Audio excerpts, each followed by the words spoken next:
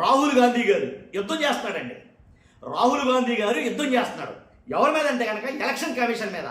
ఏదైతే election commission తన తప్పులు అసలు ఎలా అంటే అసలు కోలుకోలేని తప్పులు అయితే కనుక చేసేసింది.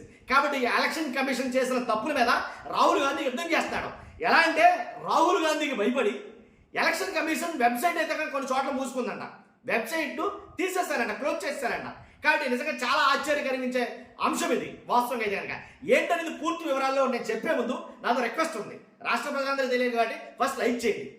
లైక్ చేస్తే నాకు మోటివేషన్ ఉంటుంది, ఎక్కువ మందికి ఇన్ఫర్మేషన్ పాస్ అవుతుంది. అలాగే షేర్ చేయండి.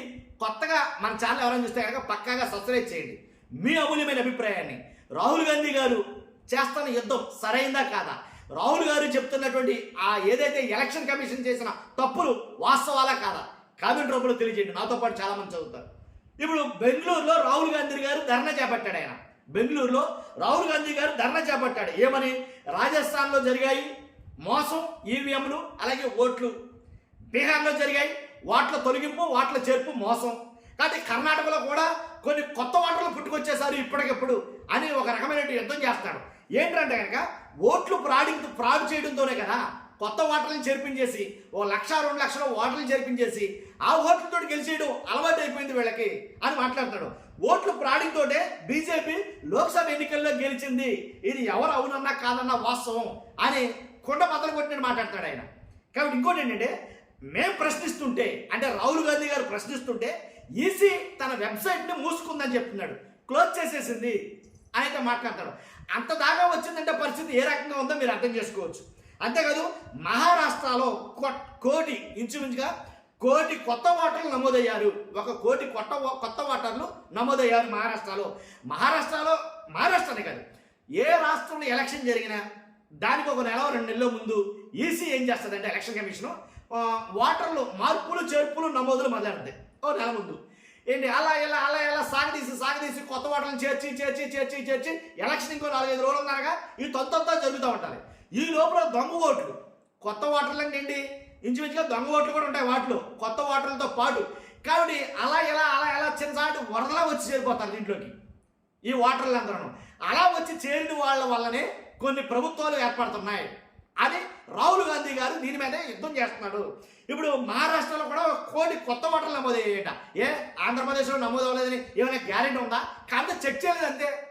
ఆంధ్రప్రదేశ్లో ఎన్ని లక్షల కొత్త ఓటర్లు వచ్చారో, దాంట్లో ఎన్ని బోగస్ ఓట్లు, దాంట్లో ఎన్ని దొంగ ఓట్లు ఎవరికి తెచ్చచ్చు. కాబట్టి మహారాష్ట్రలో మాత్రం 1 కోటి కొత్త ఓటర్లు నమోదయ్యాయి. ఆ నమోదైన ఓటర్లు లేదా ఓటర్లు చూస్తే ఆశ్చర్యం వేస్తుంది. ఎలా అంటే ఒకే అడ్రస్ తోటి 100 ఓట్లు, ఒకే డోర్ నెంబర్ తోటి 500 ఓట్లు, లేదా ఇంచుమించుగా ఒక ఫోటోతోటి డూప్లికేట్ ఫోటోతోటి 1000-5000 ఓట్లు. ఏంటిది ఓటర్లు ఇష్టాలు ఒక వల్లగాడు అర్థం కావట్లా. ఈ రకమైనటువంటి దారుణాలు అయితే కనుక ఎలక్షన్ కమిషన్ చూడటంలా చూడలేకపోతుంది. చేరుతున్న ప్రతి కొత్త ఓటర్లో ఒకళ్ళకే 10 మంది డూప్లికేట్ ఓటర్లు ఉంటున్నారు. కాబట్టి వాళ్ళే ఈ ప్రభుత్వాలు ఏర్పాటు చేయడానికి మెయిన్ కారణమవుతున్నారు అనేది. అందు గురించే మేము అడిగాం, రాహుల్ గాంధీ గారు అడిగారంట, మీరు ఏదైతే ఈసీ ఏదైతే డేటా ఉందో, ఎలక్ట్రానిక్ డేటా ఉందో అది మాకు ఇవ్వండి, మేము స్పెషల్ టీం తయారు చేసాం, దాని భాగోతం అంతా తెలుస్తాం. ఎలక్ట్రానిక్ స్పెషల్ డేటా మాకు ఇస్తే కనుక దాని భాగోతం తెలుస్తాం, అది ఎంతవరకు సమంజసం, ఎంతవరకు కరెక్ట్ ఉంది, ఈవీఎంలు కరెక్టా, ఎస్ఓఎస్ విధానం కరెక్టా ఏంటనేది మేము తేల్చే టీం ఒకటి తయారు చేసాం, కాబట్టి మాకు ఇవ్వండి అని అడుగుతున్నాడంట ఆయన. కాబట్టి ఒక్కో బూత్లో బల్క్గా ఓట్లు ఒక్కసారి చేరడం తోటి, ఫర్ ఎగ్జాంపుల్ 10వ వార్డో 13వ వార్డో 20వ వార్డో ఉంది, ఆ వార్డులో కొత్త ఓటర్లు చేరుతున్నారంటే కనుక ఆ వార్డుకి వచ్చి ఏదో ఒక 50 లేదా 100 లేకపోతే 150 లేదా 500 1000 చేరుతారు కొత్త ఓటర్లు అనేసరికి. అసలు 1000 కూడా ఉండాల్సి. కానీ అలా కాకుండా బూత్కి వచ్చే కొన్ని వేల ఓట్లు చేరుతున్నారంటే, బల్క్ ఓటర్లు చేరుతున్నారంటే అది మోసమే, ఎలాంటి డౌట్ లేదు. కానీ అలా చేరుతున్నారు.